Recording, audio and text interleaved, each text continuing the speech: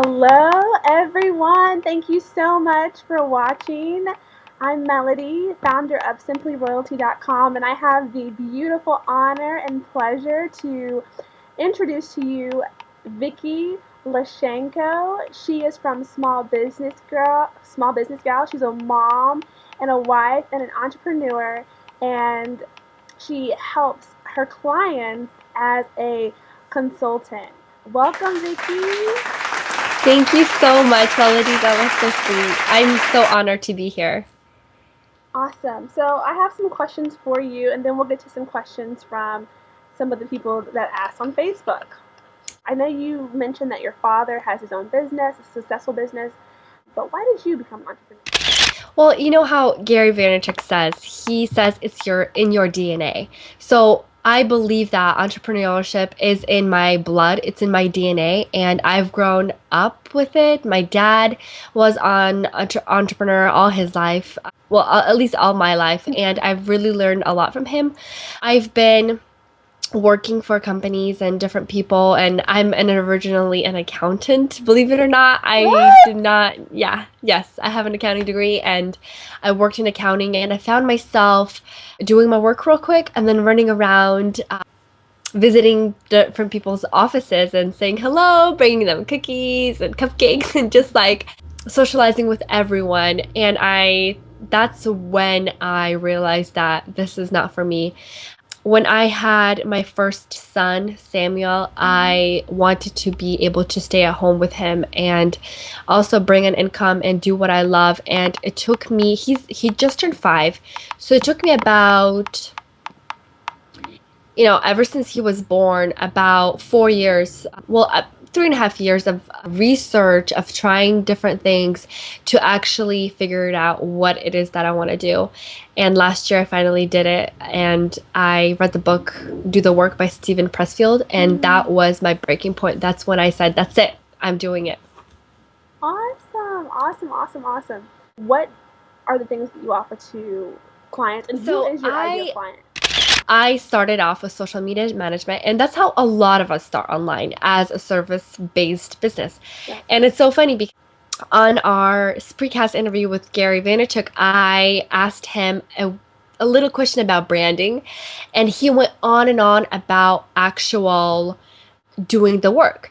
And my intention was to do the work, get some knowledge, get a feel for this whole entrepreneurial thing, and then develop some kind of product that I could sell online so I can have some passive income. Right. And it's so much easier said than done. So Gary said, you course. got to get your fingers dirty. You got to dig in the trenches. And Yeah. so I did. I got my fingers dirty. I dug in the trenches, and I started offering social media management, and I still do for a number of clients. I'm not really like, hey, I'm a social media manager, because I am slowly moving away from that. But I think that really got me started and really built a foundation for myself. And then as months went by, I gained a few consulting clients that I work with and a few one-on-one clients. So it's always evolving. And I think that, as a business owner, as an entrepreneur, I thought that I had to figure it all out before I started my business. And that was a huge stopper for me.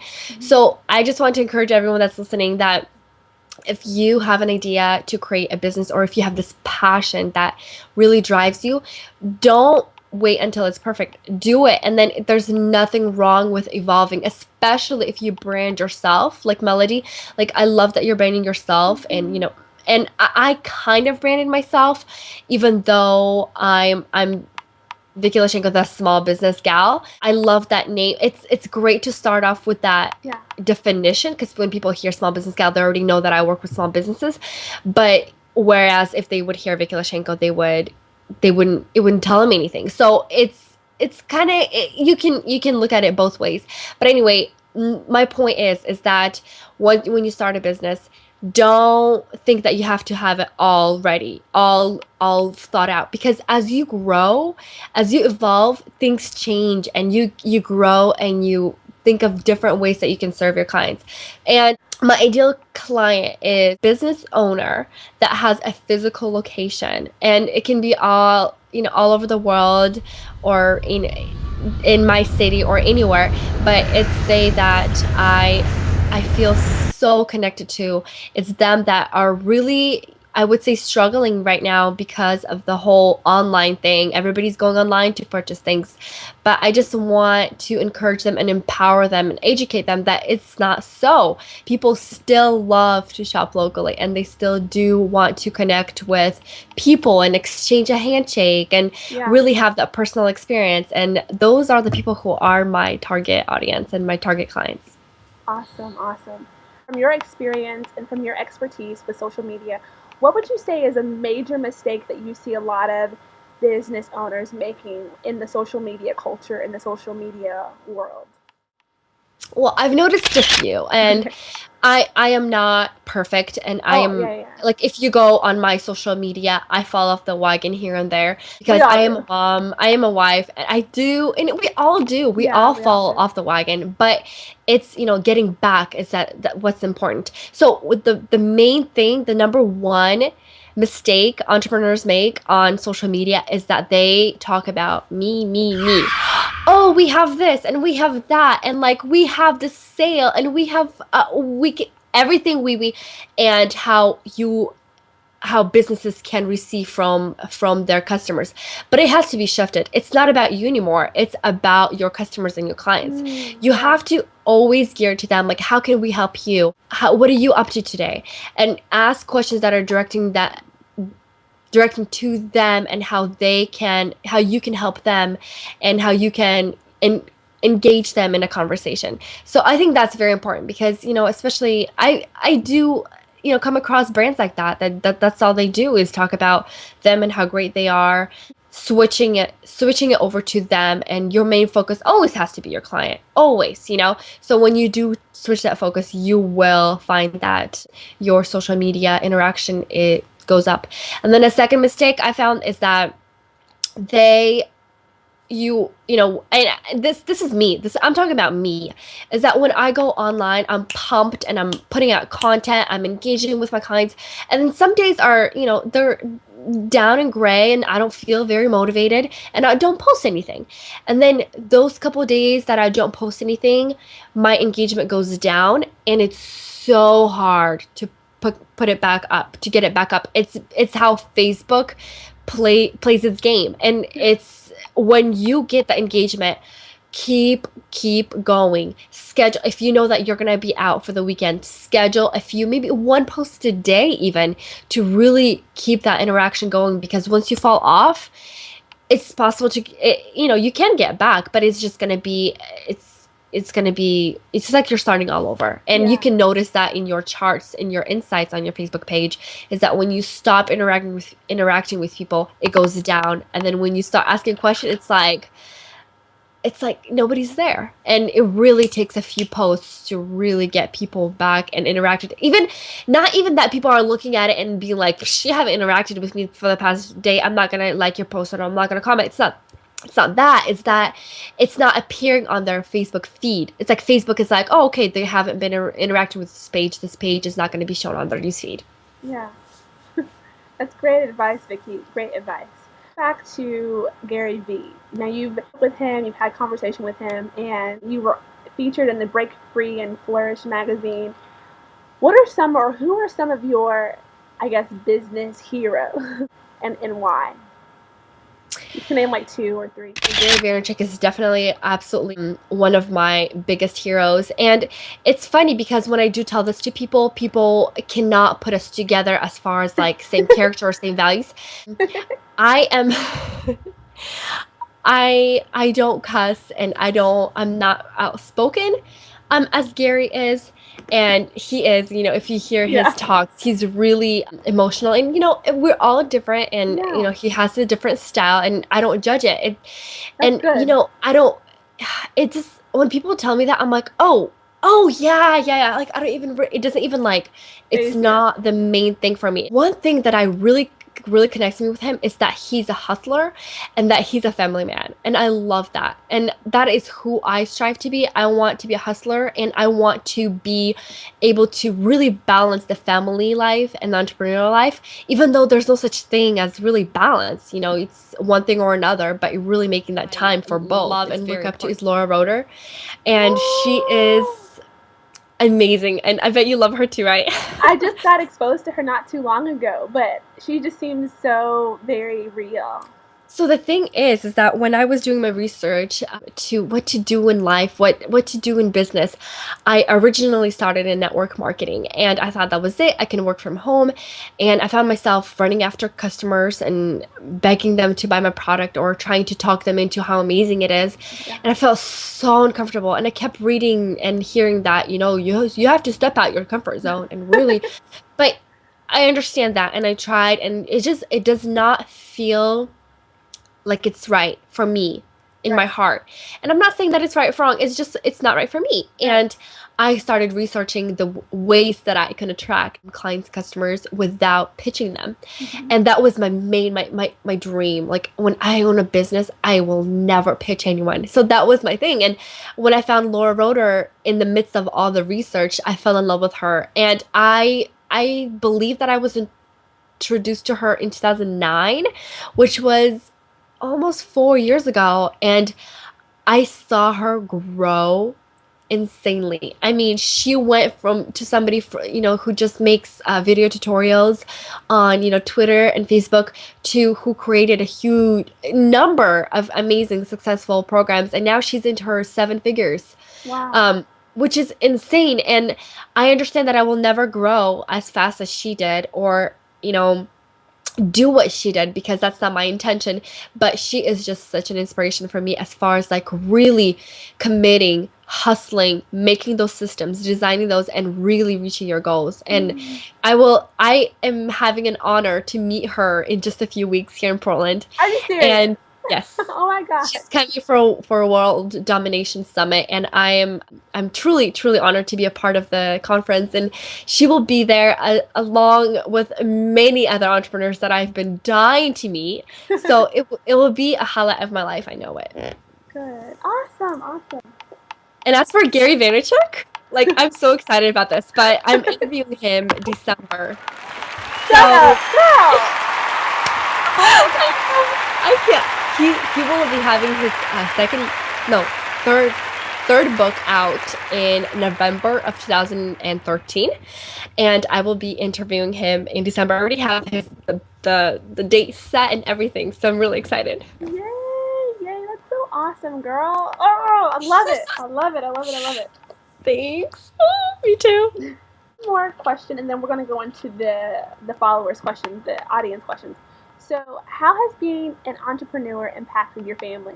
I know that you are a wife and you're a mama of boys. I see your pictures on Instagram. So when I was working outside my home, I worked outside my home, and it was really hard because I wanted to be home with the kids and not take them to a babysitter or a daycare. And that was huge. Like I'm really picky about who raises my kids, and it's just a value of mine. And me and my husband decided that we were gonna work it out, and we're gonna make sure and work our schedules so that we can both watch the kids. So that's what happened in the midst of all that research. And I was working outside my home still.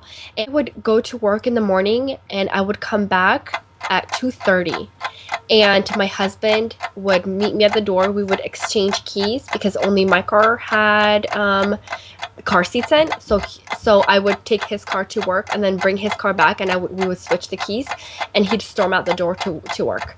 Whoa. And that's every day, Monday through Friday. And we both got so tired of it. Like, what is the point? Like, it's a never ending circle. It over and over again.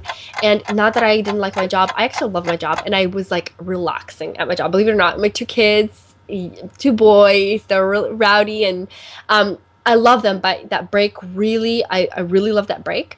But the fact that like my husband and I did not see each other the whole week until it was the weekend did not make sense.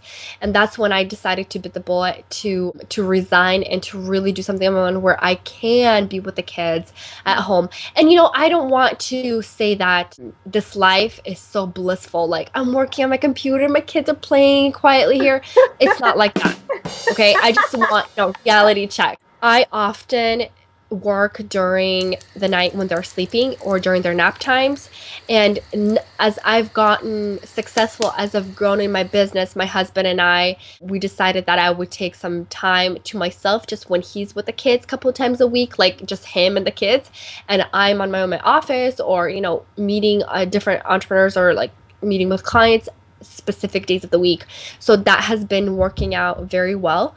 It's interesting you say about the whole working at night or working at, like, yeah, sometimes I'll be up and it'll be midnight, and when you're doing what you love, there's something that's like pulling you and driving you. Sometimes you just gotta make it happen. Oh, However you can do it, absolutely. and just Absolutely. And switch to it up.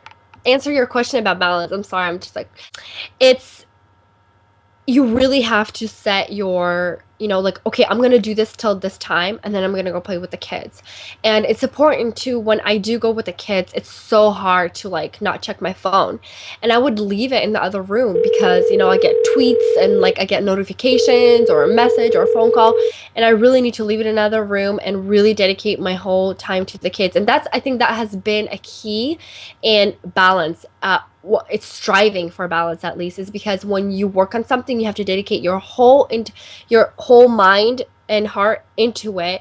And when you're done, you go do your other thing with the kids and play with them. Your whole mind, you have to be present, you have to be there. And I think that's a huge game changer for people who are trying to get successful, is because they're trying to do all this multitask at the same time. And like, you really have to be able to really focus and do one thing, and do one thing well. Tiffany asks, what are some signs that a client is not a perfect match for your services? And how do you tell the client? This is a really tough one, because I there was only one time that happened to me, and and I was really surprised that it happened like that, because I'm usually the person that really is like, okay, trying to please everyone. And so I had a client who I've known for about a year, and he contacted me and said, "Hey, we need some social media strategy. Come in." And it was a cute little cafe in Portland here. And I came in and we worked out, like, we talked about like their needs and what they can do, how I can help them. And I set a price that I was going to charge him. And it's nothing like out of this world, and it's not cheap either. Right. But he did not want to budge as far as like pricing. He's like, hey, and he started bargaining with me. What? And I said, yeah, I'm not kidding. And I said, if I'm gonna work for you, that's how much I'm gonna charge, and you're gonna get your money's worth. Just give it 6 months, and you will see your money coming back 100%. And like, I truly believe, because small business owners, they can start with making ads on Facebook, and they're huge because you can target specific. Oh my gosh, you can get so specific with those ads. And I truly believe that, like, if I do this for him, I would totally like skyrocket his business. And but his business was not doing very well. He was not willing to make that investment. Yeah. And he said no. And I said, I'm sorry, I can't work with you then. And literally, like, I mean, we left on good terms and everything. And he even like sent clients my way that I've worked with. But Awesome. the thing is that you really have to make that decision, and you have to stick with it. I was honestly, I was really surprised that I said, no, I'm sorry. Because I would usually be like, well, not anymore, guys, but I would usually be like, let me give you a free month and you'll see how I do. And I was like, I could not do that, because I have other clients that I need to attend to, and I could not just give away my service for that. And so you really, thank you. You really have to know it deep in your heart that, what you love and what you truly love to do. And as far as like other issues, maybe you have different issues when maybe a client is willing to pay you, but they're really picky, and they're always like, why'd you do this? And always, what's it called? That micromanaging you. Like, they might not be the right fit for you either if you're not meant to be micromanaged. Yeah. So it's really that, like, you really have to listen to your heart. We as women, we have a gift from God, a gift of intuition, and Yeah. it's amazing. Melody, like, since I started tapping into it, like, literally I get this like idea, oh, I should do this. And when I take action on it, it's insane. Like magic happens. When somebody comes up to me and says, wants to work with me, or, and I have this weird feeling, not that I don't like the person, and I I usually like gotcha. everyone, it's just like this weird Yeah. gut feeling, and it's my intuition. And when I take action on it, it gets stronger and stronger every time, and you really have to listen to your heart. Yeah. That's what I would recommend. So good. I just want to interject a little something. Like, one of the great things that I've experienced since being in this entrepreneurship is serving clients. And most of the clients that I've served have just been really, for the most part, easygoing and very laid back. Some of them have been more detailed, a little bit more organized.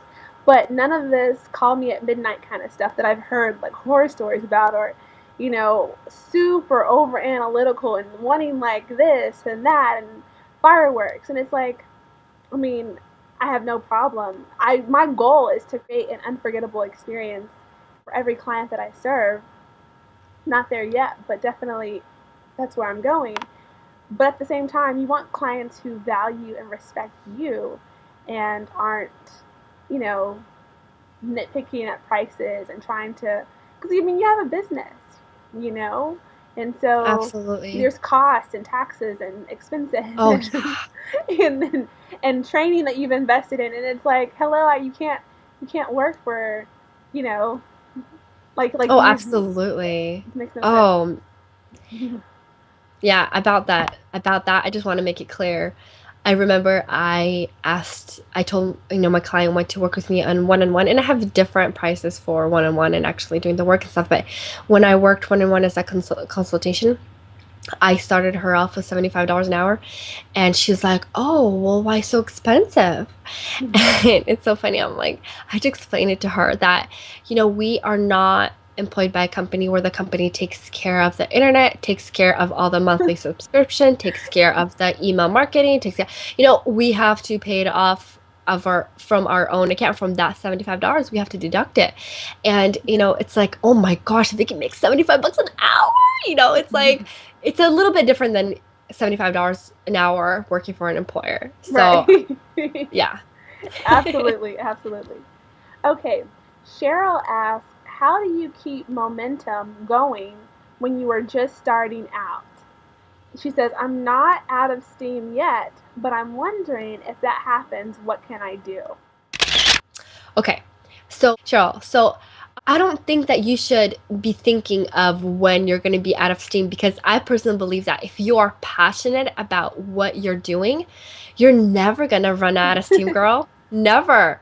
Like I just think that, if you're doing this, if you would rather do your business, work with your clients rather than watching a recent TV show that everyone's watching, Yeah. you're in it for the right reasons. Because when I started out, I noticed that I have been tuning all of that out. I've been tuning out TV. I've been tuning out like different weird activities that I've been doing that are time wasters, and Mhm. it really shows that you are on the right path, that you are truly doing what you love. So, but when you have down days, we all have days that are, not necessarily out of steam, but maybe um, discouraged. Maybe we got, a sad email from someone, or like a bad comment on YouTube, and it Yeah. happens all the time. But I think really having that support system is huge. It's huge. Like whenever I feel down, or, I would call up a Skype friend, or I would go on Facebook and vent to a close entrepreneurial friend who knows what I'm talking about. And it's so important. Melody, you have to agree, right? I mean, Yes, that absolutely. support system is huge.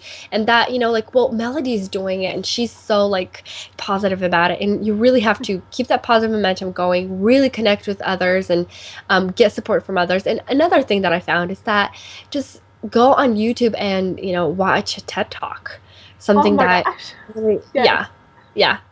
It's amazing. It's a huge game changer. And I just want you to know that you just keep doing what you love and never give up. Don't let a one rainy day, decide that you're not going to do this anymore.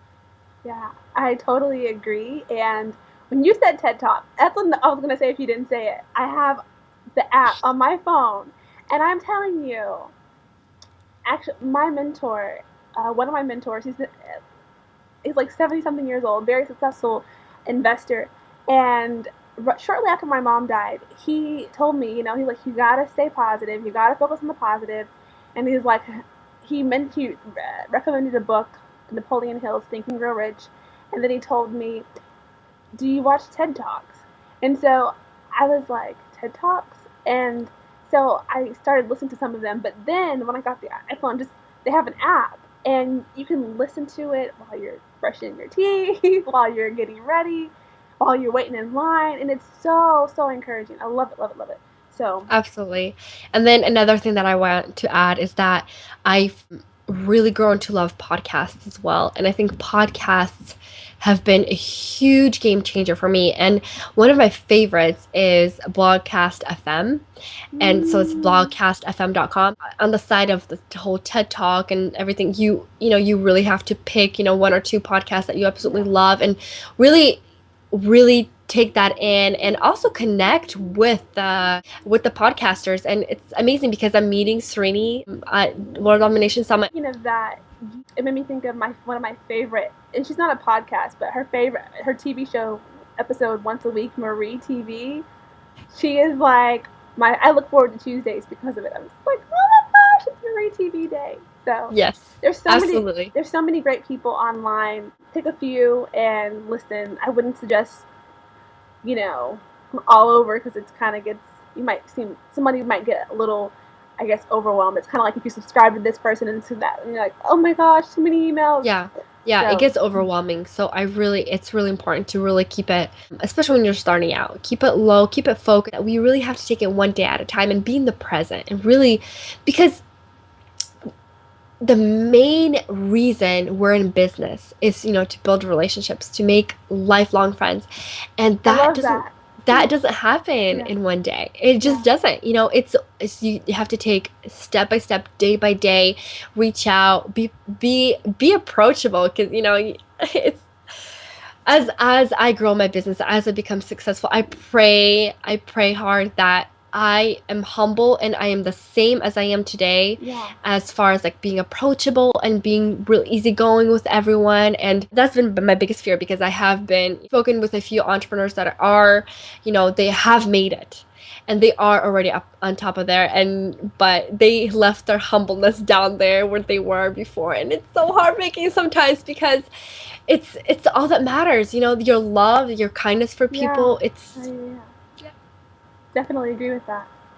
One of my favorite people to follow on Instagram is a woman by the name of Shalene Johnson, and she's not in my niche. She's in fitness and she's in personal development, but she has over 100,000 followers, I think, and she interacts with people. She replies back, and it's funny because there's people who have like a couple hundred followers, and somebody comments, they have comments and they don't respond, and I'm just like, interesting.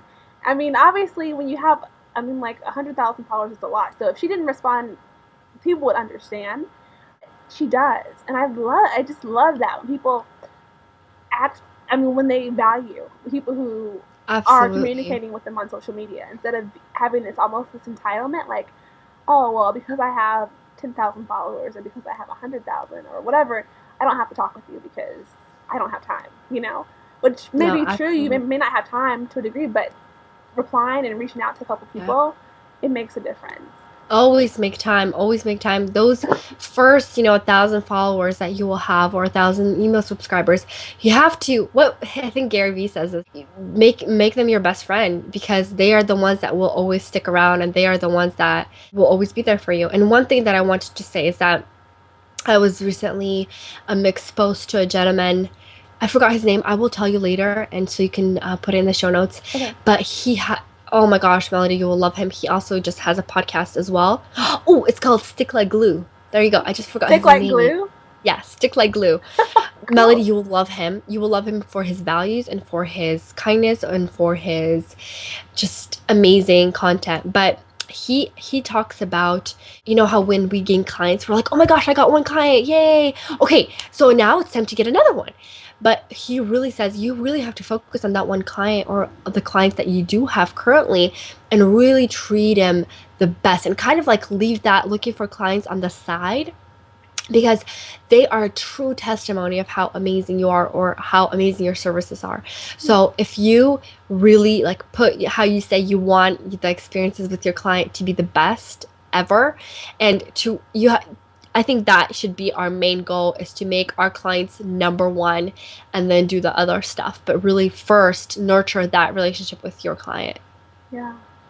It's interesting you say that, because there's this one fast food restaurant that I've been to, and I've been to their restaurant in Houston, and which is where I'm at. I've been in Oklahoma. I'm telling you, this particular restaurant, which I'll say their name, Chick-fil-A, they have the most amazing, the best customer service I have ever experienced in my entire life when it comes to fast food. I mean, I don't eat really fast food much, and I haven't been to like McDonald's and Burger King in quite some time, but I have been to McDonald's, I have been to Burger King, I have been to Jack in the Box, I have been to Taco Bell, Taco Cabana, KFC. I have experienced mostly all of everyone that I name, I've experienced service. But I have never in all of my life had a fast food restaurant experience like Chick-fil-A. They have always been kind and treated me like I was a queen. And just, I've never had a bad experience there. I've seen them give food to homeless people. I've seen them give a hey, he doesn't know me. It's totally fine. So they're just amazing. And I'm just like, how do you do that? Like, I mean, just, it's fast food. Heather asks, how to break away from the fear of being successful. And the second question is, if you have had a rut in your business and you are starting to see the light, how do you not shy away and realize that the light is coming at the end of the tunnel? Heather, I'm going to tell you a quick little story about my experience as my fear.